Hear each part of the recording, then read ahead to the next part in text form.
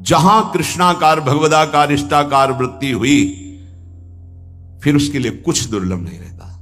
सब ज्ञान, सब रहस्य, सब प्रेम, साक्षात्कार, सब कुछ, लीला दर्शन, सब। खास बात है इष्टाकार वृत्ति। वो कैसे होती? बोले उठते बैठते चलते फिरते खाते पीते हर समय इष्ट की स्मृति, इष्ट का ध्यान। उपासक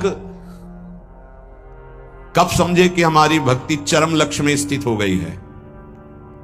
बोले जब केवल प्रेम ही प्रेम की मांग रह जाए, दुख सुख मान अपमान इनकी कोई भान वृत्ति न रह जाए, और केवल प्रेम ही प्रेम, प्रेम में प्रेम की चाह, तब समझे भक्ति का चरम लक्ष्य जागृत हो चुका है। तुम्हें कोई गाली दे, तुम्हारी भाषा में खूब अच्छे से समझते हो, तुम्हें ऐसे दुख ना हो जैसे कोई तुम्हारी विदेशी भाषा में तुम्हें गाली दे, जिस भाषा को नहीं जानते, तो तुम उसके मुंह की तरफ देख करके बस चल दोगे, मुस्कुरा, कुछ बोल रहा है बस, ऐसे तुम्हारी भाषा में तुम्हें गाली दे, मुस्कुरा चल दो, तो समझो भक्ति का चरम लक्ष्य जागृत हो रहा है। तुम्हारा अपमान हो, तुम्हारी निंदा, उसे बहुत अमृत है। सच्ची कहते हैं, तिरस्कार, अपमान, निंदा ये भगवान की प्राप्ति करा के ही रखती है भक्त को। अनुकूलता, नमस्कार, सम्मान, प्रणाम, भगवान बचावे, ये जहर कभी पीने को ना मिले। अगर ये जहर मिल जाता है तो फिर आगे कदम नहीं बढ़ पाते परमार्थ के। ये देह बुद्धि कब नष्ट होती भक्त की, कि मैं स्त्री हूं, मैं पुरुष हूं? बोले जब भगवत बुद्धि जागृत हो जाती है, सबसे पहली प्यारी चीज है भगवत स्मृति। इतनी याद में खो गया कि देह की स्मृति नहीं रहे, और पूर्ण रूप से देह भाव का त्याग होता है भगवत साक्षात्कार के बाद। महाराज जी, भगवान में प्रेम होना तो बड़ा कठिन है, वो दिखाई तो देते नहीं। मान लो दिखाई दे तो ज्यादा जल्दी प्रेम हो जाए, अब देखा तो है नहीं, तो कैसे प्रेम करें? उनके नाम से। उनके नाम में बहुत सामर्थ्य है। उस नाम का निरंतर चिंतन यदि करोगे तो तुम्हारे चित्त के सारे विक्षेप नष्ट हो जाएंगे। श्री कृष्ण को कहा गया है आकर्षणकारी, लेकिन नाम में इतनी सामर्थ्य है कि श्री कृष्ण का आकर्षण कर ले। ये बात अनुभवी महापुरुष ही बोल सकते हैं।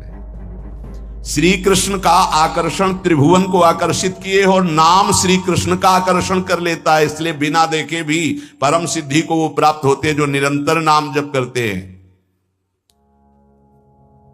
महाराज कहते हैं कि कृपावान ही भजन करता है। कृपा तो सब पे है, फिर सब भजन क्यों नहीं करते हैं? सब पर मोरी बराबर दया। महात्मा और भगवान की कृपा सबके ऊपर समान होती है। उत्तर, पर जो भगवान या महात्मा की आज्ञा का पालन करता है वही उस कृपा का पात्र बनकर कृपा को रोक पाता है, अन्यथा प्रवाह है निकल गया। जो महात्मा या भगवान की आज्ञा में स्थित रहकर परिस्थिति के अनुसार ना चलकर उसमें अंतर ना आने दे, परिस्थिति के अनुसार। बोले दुखद परिस्थिति आई, भजन छूट गया, आज्ञा का पालन नहीं हो पा रहा, ऐसा नहीं। सुखद परिस्थिति आई, फूल गए, प्रभु को भूल गए उनकी आज्ञा, ऐसा परिस्थिति के अनुसार नहीं। वो भगवत प्रसाद, वो महापुरुषों का प्रसाद प्राप्त करता है जो उनकी आज्ञा में पूर्णतया स्थित रहता है। ये महात्माओं की निंदा क्यों होती है? बड़े बड़े महात्माओं की ये निंदा क्यों होती है? जब इस कोटि के महापुरुष होते हैं तो उनकी निंदा संसार में के लोग क्यों करते हैं? दो स्वरूप हैं, एक है भक्ति, दूसरी है माया। जब वो भक्ति या ज्ञान के द्वारा सिद्ध होते हैं तो जो माया के सिद्ध होते हैं उनके हृदय में अपने आप द्वेष हो जाता है। माया सिद्ध कामी, क्रोधी, लोभी, मोही, ये देखते हैं जब संतों को तो अपने आप इनके आग पैदा हो जाती है। ये कुछ है ऐसा कि ये माया के पार्षद जो है ये आए देखने के लिए, थर्मामीटर डालने के लिए, पर वो थर्मामीटर भक्तों में होता, मायावियों में तो होता नहीं। भक्ति से जान सकते हो, माया के द्वारा नहीं। तो महापुरुषों की जब प्रभाव और यश का विस्तार होता है तो जो मायावी जन होते हैं, माया के दास होते हैं, उनके हृदय में भयंकर द्रोह पैदा हो जाता है, द्वेष पैदा हो जाता है। इतनी जलन उनको होती है कि वो किसी भी तरह मिटा पाए, बस ये बात होती है, किसी भी तरह मिटा पावे। पर सीम की चाप सके को उतासु बड़ रखवार, रमापति जासु जिनके भगवान रक्षक हैं, उनको कौन नष्ट कर सकता है। तो इसलिए उपासक को यह भी तैयारी रखनी है कि अपमान, निंदा, तिरस्कार ये हमारे इस मार्ग के पुरस्कार हैं। मिलेगा, मिलता रहा है, मिला है, मिलेगा पक्का।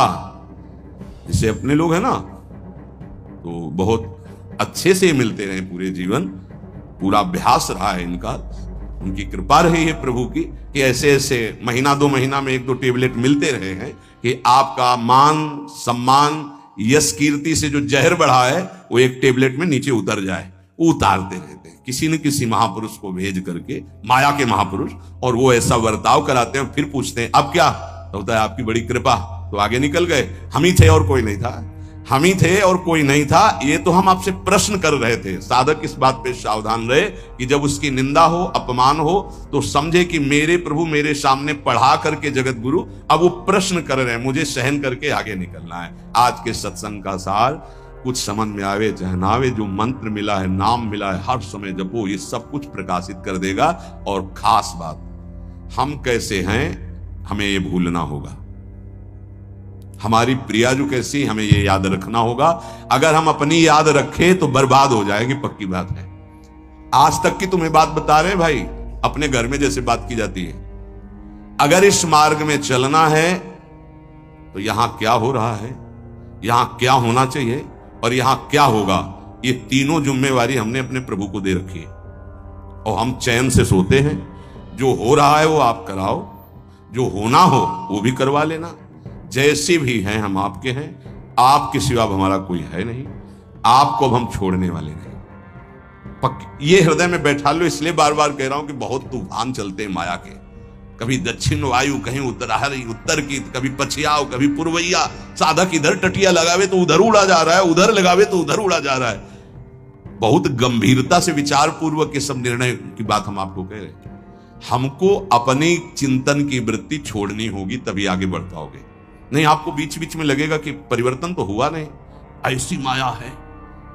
ये हम खूब एकांत में विचार करके बोल रहे हैं, इसलिए सबसे प्रार्थना है कि अपने को भूलना होगा इस मार्ग में। अपने भक्ति मार्ग की बात कर रहा हूं। हमारे आराध्य देव का स्वभाव कैसा है, उनका प्रभाव कैसा है, वो कितने करुणा में, ये याद रखना है। और अपने में क्या है ये भूलना पड़ेगा, नहीं तो बार बार आप विक्षेप को प्राप्त होंगे। यहां माया आपको ऐसे विचार देगी, ऐसे आपको दर्शन कराएगी, जिससे आराध्य देव का सानिध्य छूट जाए, उनका भरोसा छूट जाए। अब हम जैसे हैं, अगर शरणागति के सत्संग को याद करो आप, उसमें यह कहा गया था, उपासक जब अपनी चिंता करता है तो शरणागति पे कलंक लगाता है। ठीक है, अब हम क्या कर सकते हैं, हम तो आपकी शरण में हैं। हम जैसे भी हैं, मलिन विचार, अच्छे विचार, आपने हमको वर्ण किया है ना, हम तो आपको वर्ण बाद में किया, पहले आपने हमें वर्ण किया है। वकालत में हम लोग जीत जाएंगे। हमने आपको वर्ण नहीं किया है, हम तो जानते भी नहीं थे आपको। आपने चयन किया पूरे संसार से, अलग अलग बुलाया, कोई हरियाणा से आया, कोई पंजाब से आया, कोई उत्तर प्रदेश से, कोई तो पकड़ के मंगाया ना अपने अपने भाव द्वारा, घसीटा। जब उन्होंने चयन कर लिया है तो क्या देख के चयन किया है, हमें कोई विशेषता थोड़ी देखी है, हमें अधमता देख के चयन किया। ये बेचारा साधन करके भगवत प्राप्ति नहीं कर पाएगा, अब उनको साधन से क्या मतलब है, तो किससे मतलब है?